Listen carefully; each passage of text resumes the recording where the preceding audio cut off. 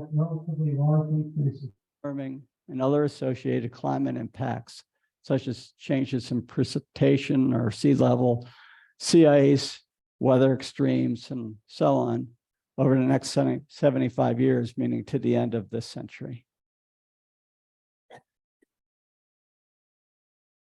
Okay, my clicker's not working now.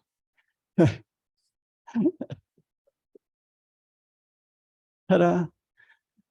Okay, addressing that first point, greenhouse gases are increasing. What you see are, on the left here are 3 panels.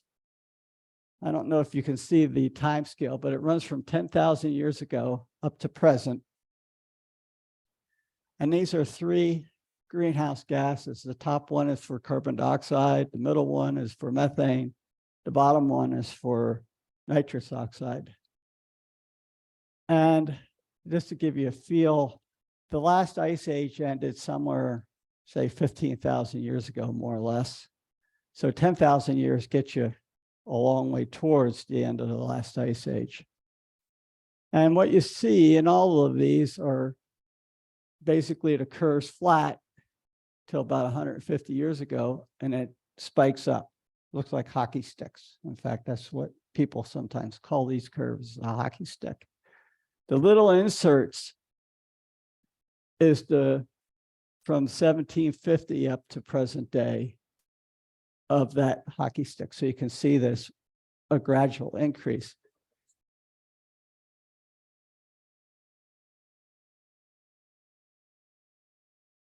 Oh, there you go. Thank you. So the way, one question that people have, by the way, if I start talking in gibberish to you, because for this talk, it's going to be really hard for me because this is kind of what I do. And so if I start being a geek talking gibberish, please stop me and say, what the heck are you talking about?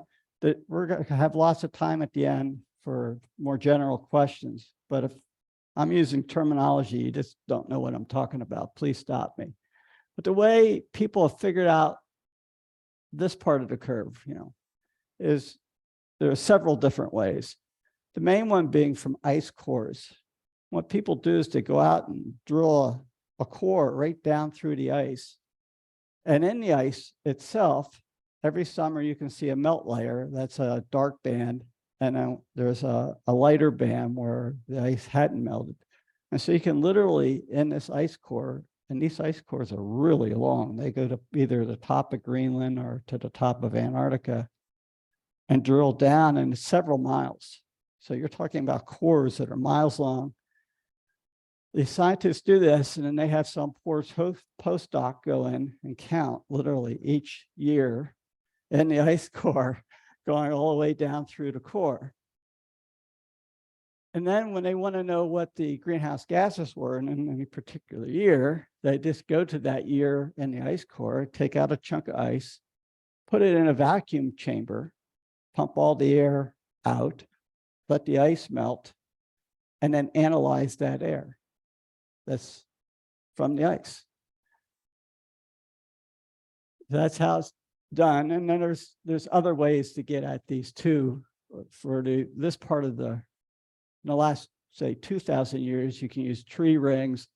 You can also use the chemical composition of stalactites and stalagmites in caves.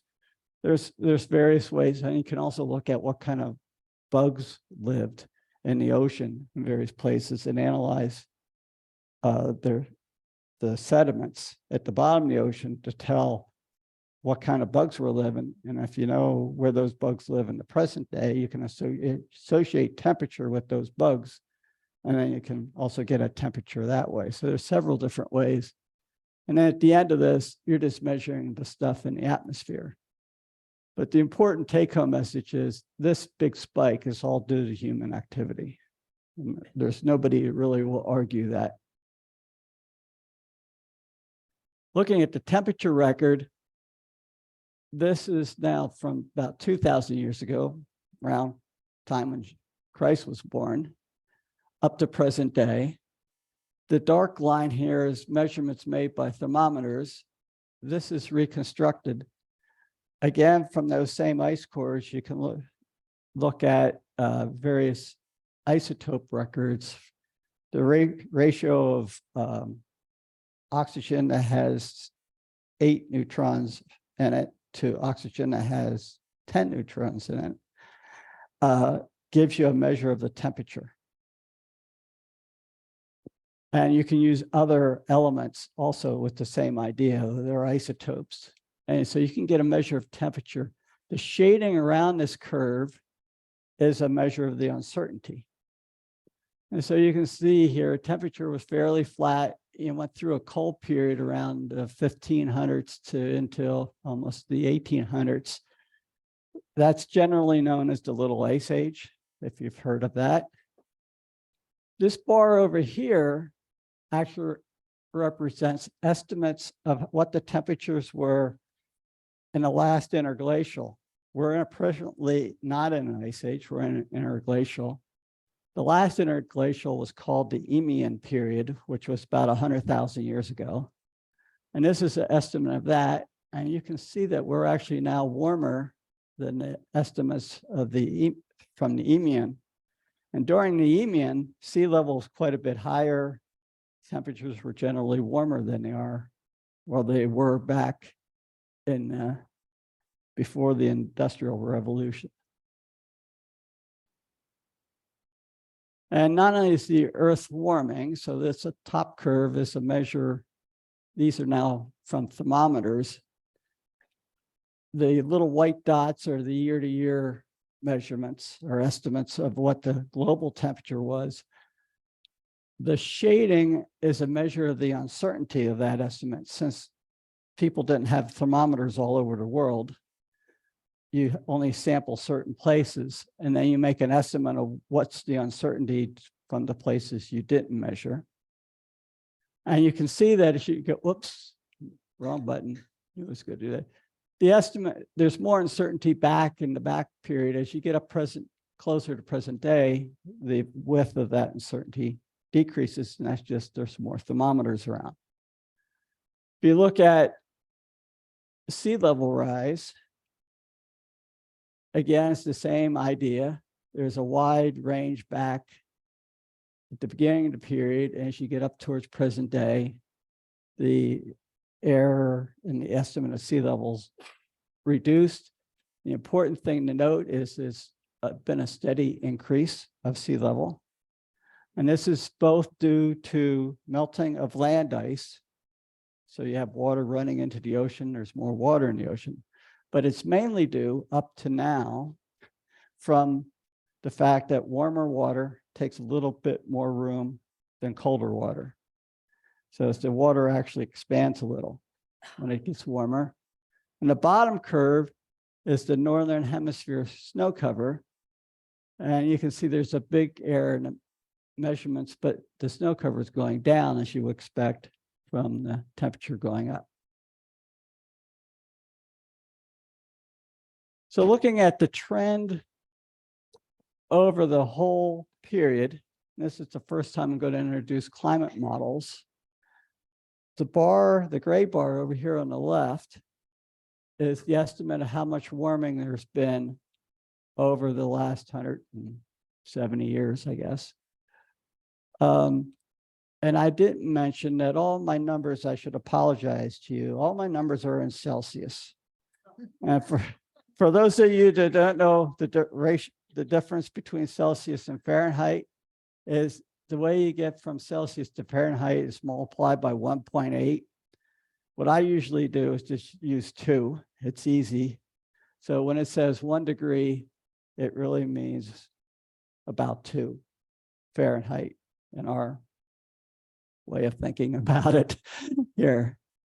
The curve on the right is a similar estimate of what's the total warming been from climate models. The whiskers on the ends of these little bars, if you can see them, are the measure of the uncertainty. The uncertainty in the observations is just due to both thermometer and spatial sampling of the planet.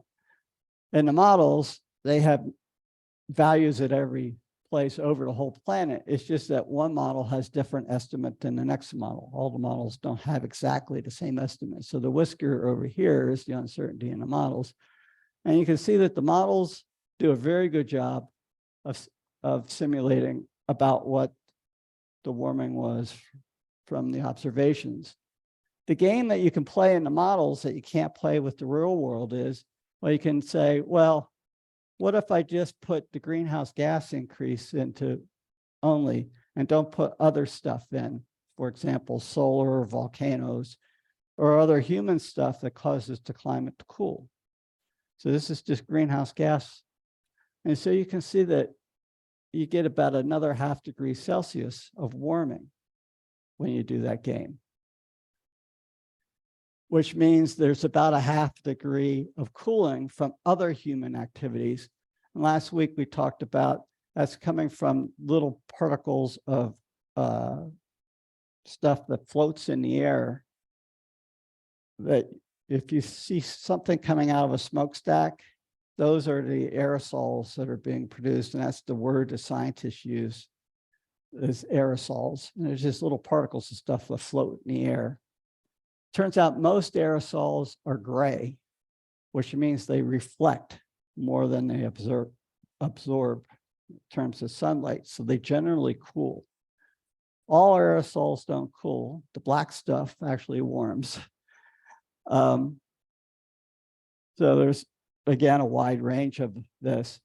But in general, the aerosols cause cooling. This is something that surprises a lot of people, that humans are putting out stuff that's not only making the planet warmer, but also putting out stuff that makes the planet colder, which makes my job a lot more interesting.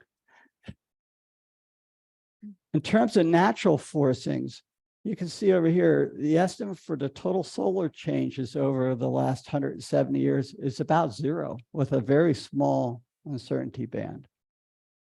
So the sun's not causing the warming.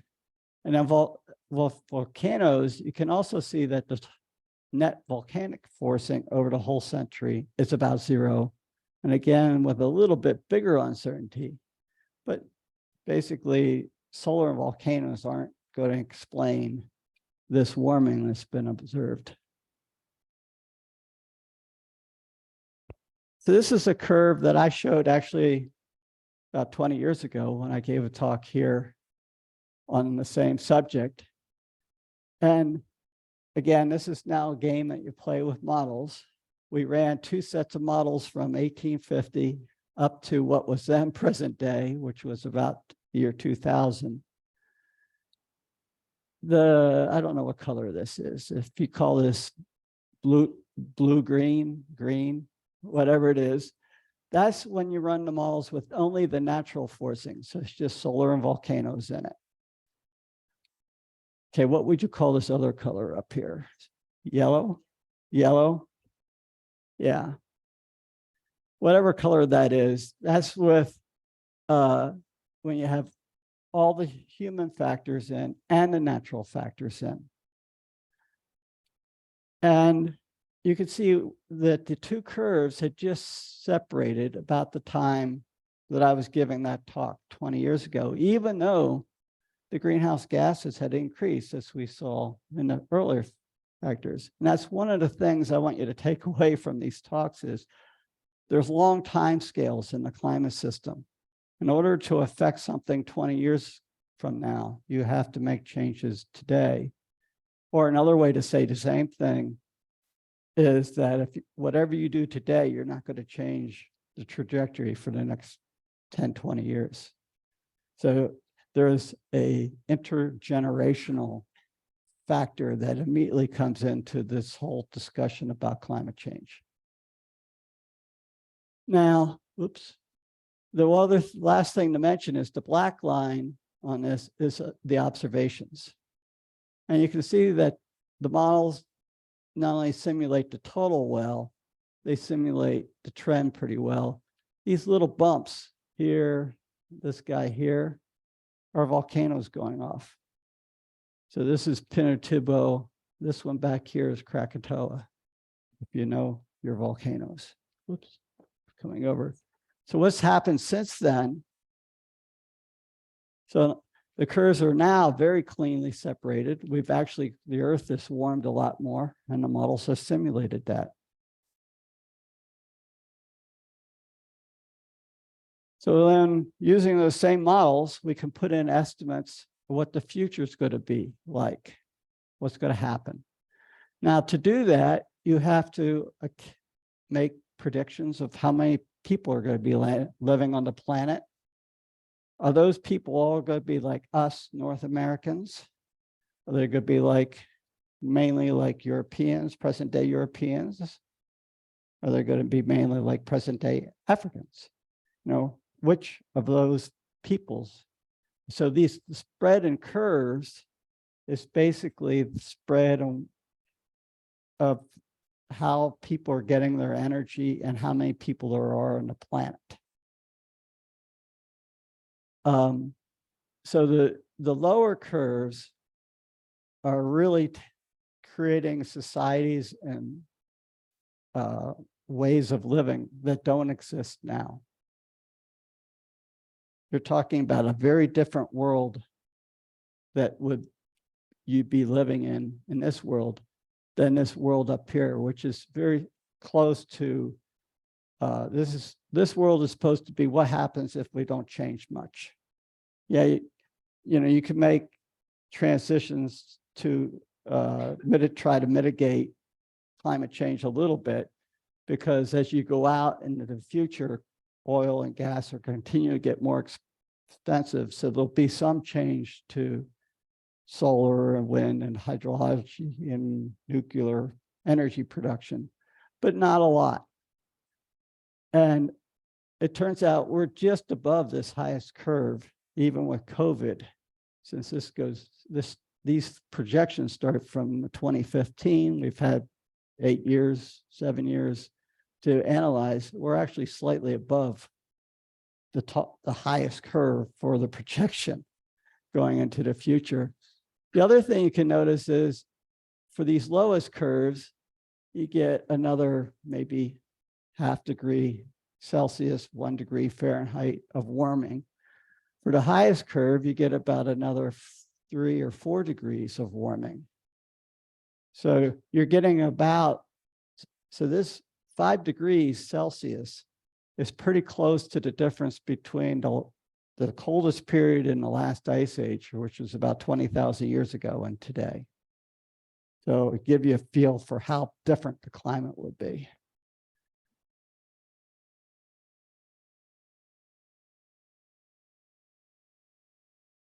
So I'll use China as a good example. When I gave the talk here in around 2003, China was more like a third world country in terms of their energy use per person. Since then, China went through a period where they were building one very large power plant per week.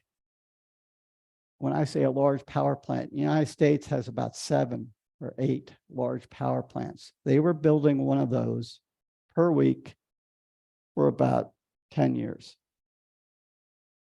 So they have made the transition from being something like a third world country to looking more like a European. The people per person that uses the most energy are North Americans. Europeans are close second, and then the Chinese are now following that. In China, because they have so many more people than live in North America, are the biggest emitters of carbon dioxide right now. The Chinese power plants, what was the source of energy?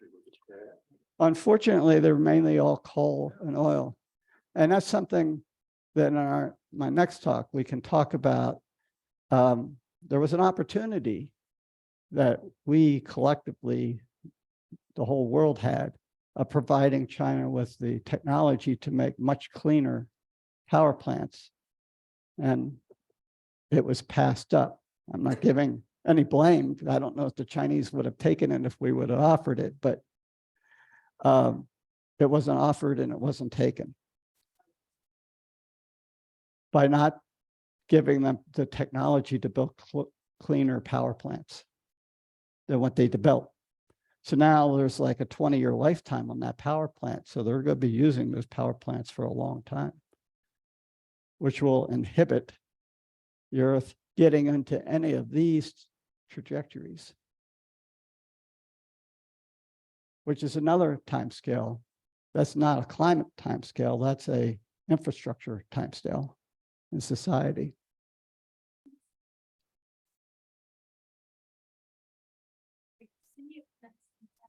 India is projected to make that same kind of transition between now and 20 years from now. They didn't, no, they didn't. Yeah, they're catching up, yes. So climate models, so climate change is more than just global temperature. The top curve over here is what's happening to the sea ice. And sea ice, this is the summertime minimum extent of the sea ice. And for all of these curves, just about the Arctic sea ice disappears in the summertime. The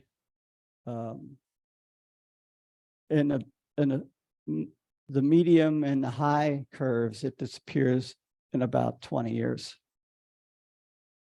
And there's already a period of time where boats are going from Europe and North America up through the Northwest Passage and over to the Pacific now.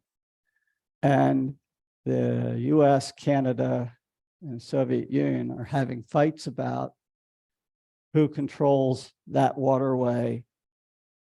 The United States, remarkably, only has one icebreaker in the Arctic. Canada only has 2, and the Russians have like 20. And so they're right now, they're controlling that business of making a way. So it's a real impact. But this is something that's happening. So that world is changing. Another thing that happens that this has these curves is showing the how acidic the ocean is. It's more acidic as you come down, going down the scale. And the reason that matters is anything in the ocean that has a shell is made out of calcium carbonate, which is a mineral. But the problem is when it gets too acidic, they literally dissolve. So things like corals, crabs, there's all sorts of critters in the ocean. And people do not actually know for sure what's going to happen to all those critters and what's the impact on the ecosystems when those critters don't have shells anymore. And this is a very simple relationship between how much CO2 is in the atmosphere and ocean water. This is basically straight, simple chemistry. And so there's the more CO2 is in our atmosphere, the more acidic the oceans go to get. And we're already passing that point of where it's harmful to the shelled critters in places in the ocean and at certain times now, today. Whereas, again, 20 years when I was here, that wasn't happening. That is now happening. The last curve, again, is the projections for sea level. And you can see even on the most stringent of these curves where you're basically making the CO2 emissions go to 0 over the next 75 years. And your still sea level keeps going up. And that's because sea level has a remarkably long time scale of thousands of years to it. And so at this point, we have a lot of baked in sea level rise that's going to happen no matter what we do. And I don't know how you would even begin to think about changing it. So we're going to have to adapt to rising sea levels. Yes. Great ice for the Arctic is causing climate issues. I mean, it's broken up or solid. Why is that affecting things? Well, right now, well, if you go back, say, again, the last time I gave the talk here, the Arctic was solid ice cover. And from a climate model, from a climate perspective, that ice reflects a lot of sunshine back to space. It doesn't heat the planet. So as the ice melts, there's more open water. The water absorbs a lot of the sunshine, which then causes warming. So there's actually a positive feedback between ice disappearing, causing more warming, which causes more ice to melt. And the busting up part is an economic shipping transportation issue, but it causes strife between countries. It has a social side, an impact. You said 2 years ago, the ice was so thick you couldn't go through there? Yep. Yeah. Simple as that.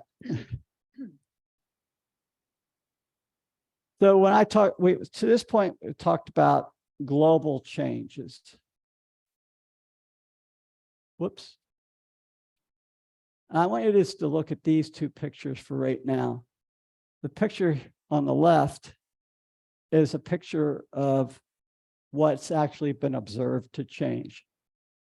And the darker the shading on this picture, the larger the temperature rise. And a pattern that we've seen both in models and observations for ages now is that the land warms more than the adjacent oceans, and the high northern latitudes warm more than the lower latitudes. That's been a pattern that's been in models from the time I started running models almost 50 years ago. And you can see that the models have that same sort of pattern. There's an interesting spot in the observations here that's actually cooling. And it turns out there's another spot that there's not enough observations to really show well in this map. That's also cooling around Antarctica.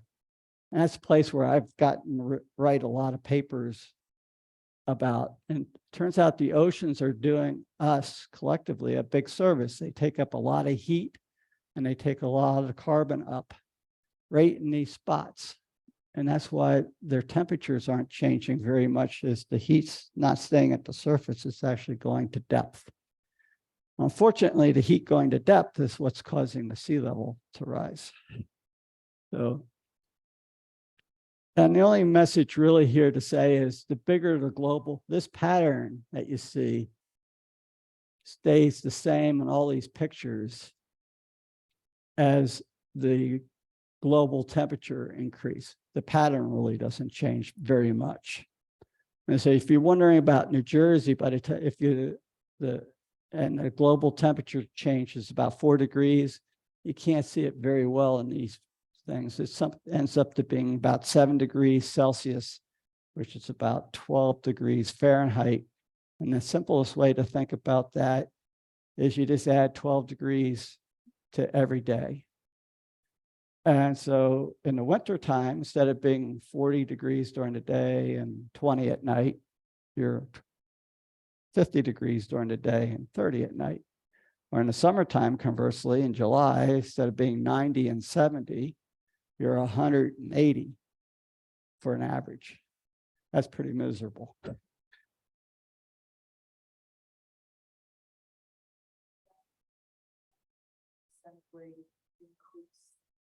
Projected for like in 20 years from now, or what? No, it's whenever you hit it. Whenever you hit, so the way these pictures are constructed, it's whenever you hit it. And if you go back to this picture, you say, well, up here is 4 degrees. Whenever you hit that 4 degrees, that's what the pattern would look like. And if you don't hit it, like if you could be on these, which personally, I think are very unrealistic, that we're, I think, going to be fortunate if we get to this middle one. But that's one man's opinion, and I'm not an expert in those projections, but that's just my opinion about things. Whenever you hit that 4 degrees, that's what the pattern would look like. That's how to think about this. For precipitation, it's the same way. These are the same kind of pictures, what would look like for 1.5 degrees, for 2 degrees, or 4 degrees of warming. What these show is places that are dry now actually get drier, and places that are wet now actually get wetter. The thing that a lot of even meteorologists don't appreciate is it gets warmer, the demand for water actually increases by both plants and humans. And so in order to stay the same dryness, when it's in a warmer world, you actually have to have your precip increase quite a bit. So even though up here, most of the United States is this blue color, which means precip is increasing. And when you come down here and look at the dryness, this is now for how much water is in the soil. You see that most of the United States is actually yellow, which means it's drying. And unfortunately, this is one of the bread baskets of the world. This is one of the bread baskets of the world. This is one of the bread baskets of the world, and so is that. So the places where we really care about it for agriculture are all projected to get drier as we get warmer and warmer.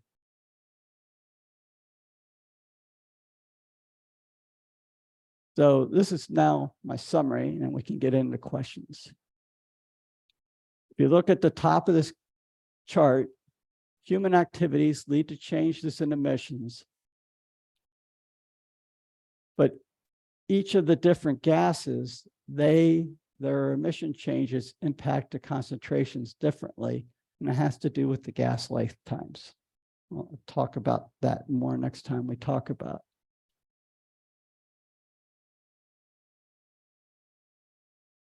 And just picking one of these out for an example, you can see this blue one, which is the lowest emission for future emissions, goes down to 0, but yet the concentration basically just flattens out. And the other thing to note is in this high emission case, which I told you, it's actually, there's some mitigation. You can see that the greenhouse emissions did flatten out by the end of this century. And it's just getting too expensive to find stuff to burn. That's what that really is saying. The changes in the composition of the atmosphere leads to changes in the radiative forcing, which is another way of saying how much energy is getting trapped in at the Earth, and then how much does the Earth have to warm up to compensate for that trapping of the energy. And then those changes lead to all sorts of other changes beside the warming, changes in precip and sea ice and other things that we talked about. So this is what I told you. Greenhouse gases in the atmosphere are increasing. Humans are the cause of that increase. That nobody argues with anymore. The Earth is warming, again, is something that people don't argue about anymore. Human activities are the best, and in fact, the only explanation for that warming. And people argue about the details of this. And then climate models, which do a good job of simulating the past warming, project changes that are as large or larger than what we've seen in the last 150 years to happen over the next 75 years, and all the, both in temperature and in all the associated things that are associated with climate. So questions. Now, last week I gave you some websites that you can look at if you're interested for more information.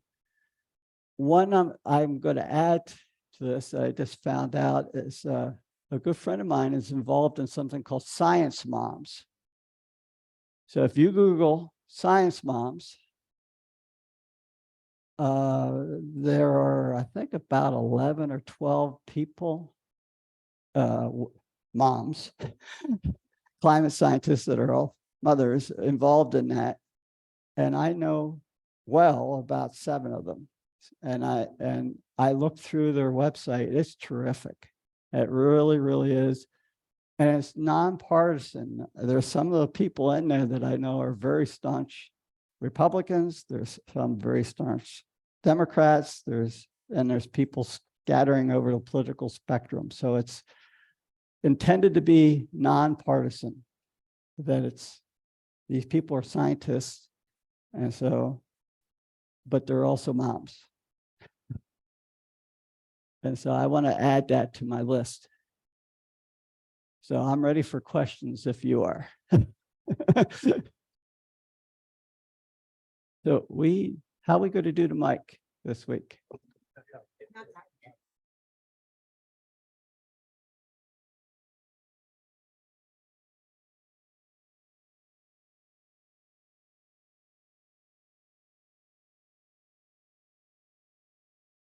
I'm going to have to repeat it.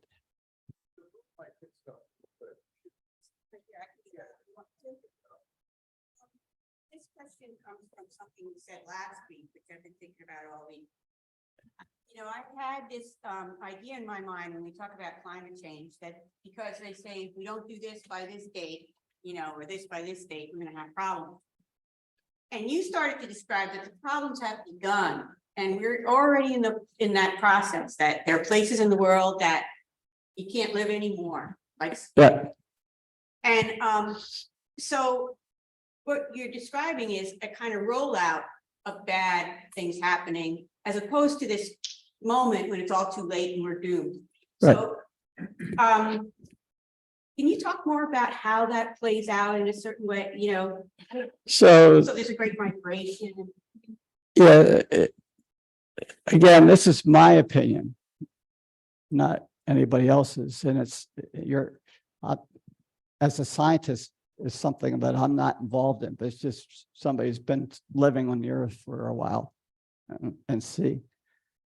Politically, the way you get people motivated is to make it a crisis. And so there are lots of false deadlines put into all sorts of things, trying to get people motivated to do them. I view this very much as a spectrum. The thing that makes it really hard, as we've talked about last week and as mentioned again this week, is the timescales. Actions today, you really don't see the fruits of them for a few decades. And then it's usually only a little bit, and one could argue about it. From a political standpoint, several countries have already gone through cycles of where their politics changed completely from being very pro fossil fuel to being very anti-fossil fuel and doing things. And because there are no discernible evidences, except for potentially clean air being one of the lone exceptions to that, they flip back because there's a big cost. There's an upfront cost that you pay now for a future improvement.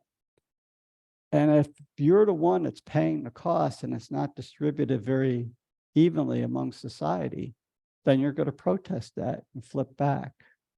That's how I would respond to that, is that it's a hard problem that won't be solved easily.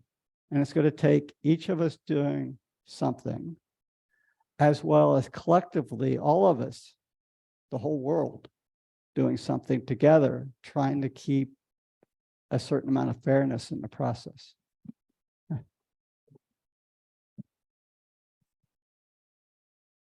I'll try to make this really fast. I'm new. I've only been here a couple of weeks. I love this. I'm from Princeton. My husband has a Volt. He bought it many years ago. It gets 50 miles. It's plug-in hybrid. It's 15 miles. We plug it in, solar panels, charge it. Okay, I'm driving here. There's a detour. I'm driving around and I'm driving around and I finally get here, okay. Going home, I'm gonna have to use gas because it only gets 50 miles. So, yeah, what you said, we all have to do something, and there is an upfront cost, and then buying another electric vehicle. Yeah, it's hard, but we all have to do it. Jeff, I was reading certain parts of India are getting very, very hot. Mitigation to that heat could be launching a chemical that's reflective to put the heat, to bounce the heat back. And it's not science fiction-y stuff, it's possible stuff. Yeah. But then if you do that, that's atmosphere pushing that chemical around, causing climate problems for other areas that don't need it. How much of a problem is it that an individual nation state is going to do something to mitigate their problems and therefore cause problems down the line for someone else? so this is, so A, that is a problem. There's been several, I wouldn't say individual nations, but groups of nations have thought about something like that. The first attempt at that was, to my knowledge, to sprinkle the ocean with iron in the Southern Ocean around Antarctica. And it turns out when you do that, that's like fertilizing all the little critters that live, the plants that live on the ocean surface that all the animals then eat. The Southern Ocean is one of the most biologically active oceans in the world because of that. It's very rich. And that's why everybody goes there. For the countries that still do whaling, for example, go there, is that there's a lot of food there for the whales to eat. And sprinkling iron would make a big bloom, which would then suck a lot of carbon out of the atmosphere. And the thought being that it would then fall to the bottom of the ocean and get buried, which is what you want to have happen if you're doing any sort of geoengineering, which is what the fancy name for doing these kind of things are. And fortunately, the world had just signed, almost all the countries in the world just signed I forget what the title is, but it's basically Don't Mess with the Oceans Act. And that law prevented these countries from going through with it. That, and the fact that then modeling showed that it wasn't going to work anyway. But so that was the first attempt that I gone to. So the way I would describe this is that we are collectively in the middle of a climate change experiment, which is what's been paying my salary for the last 40 years. And whether you believe climate change is real or not, doesn't matter, it's changing. And you can show that as we discussed in this talk. To change it to something else means that you then are going to be fighting all the same battles again with, if you let it alone, these countries benefit and these countries don't. If you change it, then you get another set of winners and losers. The real thing is, we will never get the climate that we had back. Not in our lifetimes, not in our kids' lifetimes, not in their kids' lifetimes. It's changed. So the only way that I would know, instead of trying to react to the changes that are happening by doing other crazy things, to me, it makes a lot more sense to try to mitigate the changes that we're already causing without trying to cause other ones. And so the only safe way that I know to do that is just to reduce the stuff that we're doing now that's bad. If you start adding to, because there's been talk about putting shades out in space to block the sunshine. I actually once, maybe about 20 years ago, reviewed a paper by a bunch of astrophysicists that were going to try to move the Earth's orbit so it's a little further from the sun. Like nothing could go wrong with that.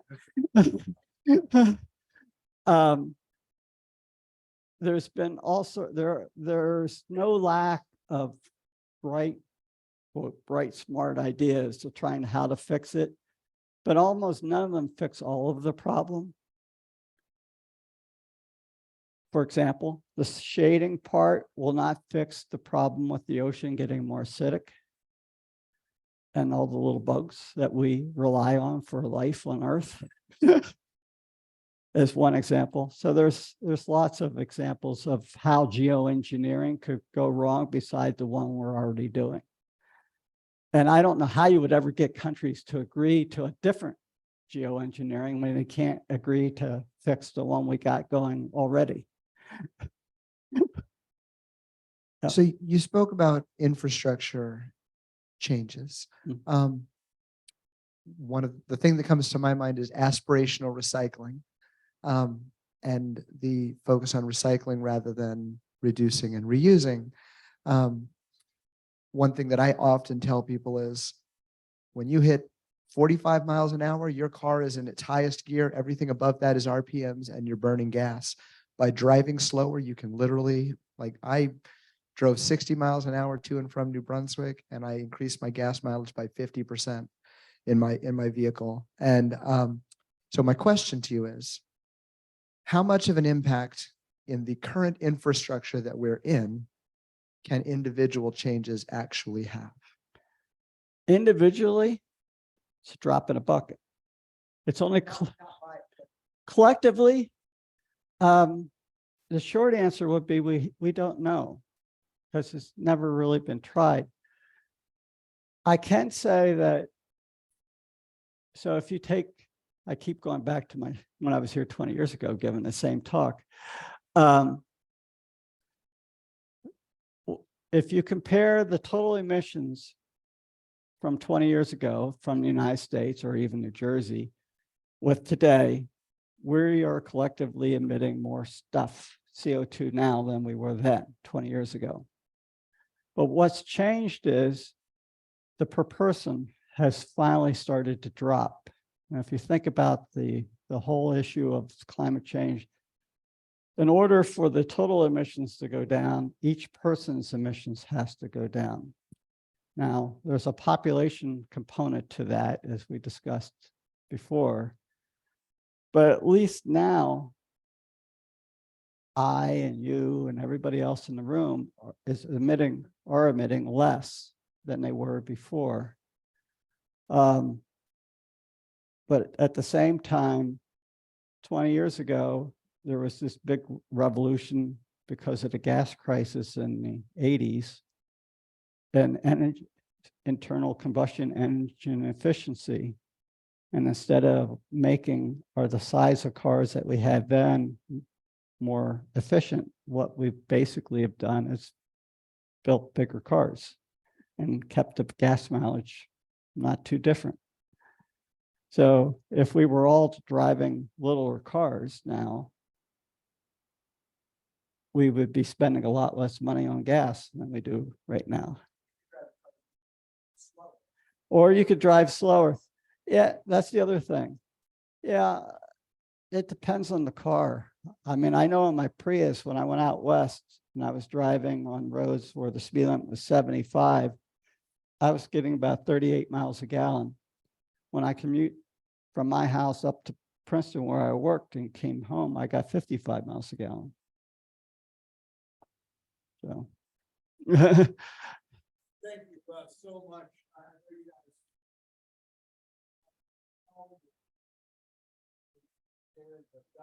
Next week, we're going to hear, as he said, from a local farmer, the importance of buying local. how that can also be a part of this. And then Ron will be back 2 weeks from now. Yep. Really talk more about what I think we're talking Yeah. about now. What can we really? That's what everybody really wants to talk about.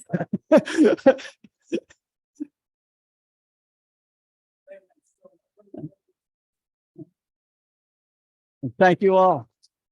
Good questions. This is invited us and welcomed us to be a part of what you are doing and to continue to be given this great responsibility, this dominion over all that you have created and entrusted to us. And so thank you for people like Ron who are going to help us be better stewards of this earth and to care better for her and to walk more closely on the way that you would have us walk in community. So thank you for this time. Thank you for all the people here today who care so much about this creation work. To help us to learn and to change and to care for that community.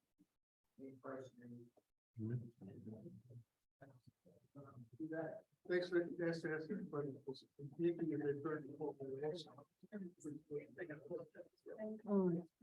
Mom, I know you're gonna play today because they told me you were gonna play. So when you get this, line up that. Okay. Right? Oh, yeah, she said that to me, but I was gonna say, but come sit with me. I reserved in the house, not out. Okay. I was wondering, I thought it was Mars. Yeah. So are you going to, you mean you're gonna go out at the same time as I do? Is that what you- All right. Will you drive? Well, I had Cindy driving, but maybe I'll say that I'm worried about her. Doesn't matter. Somebody else in town, you know. She's Catholic. No, you don't. Yeah, you drive by.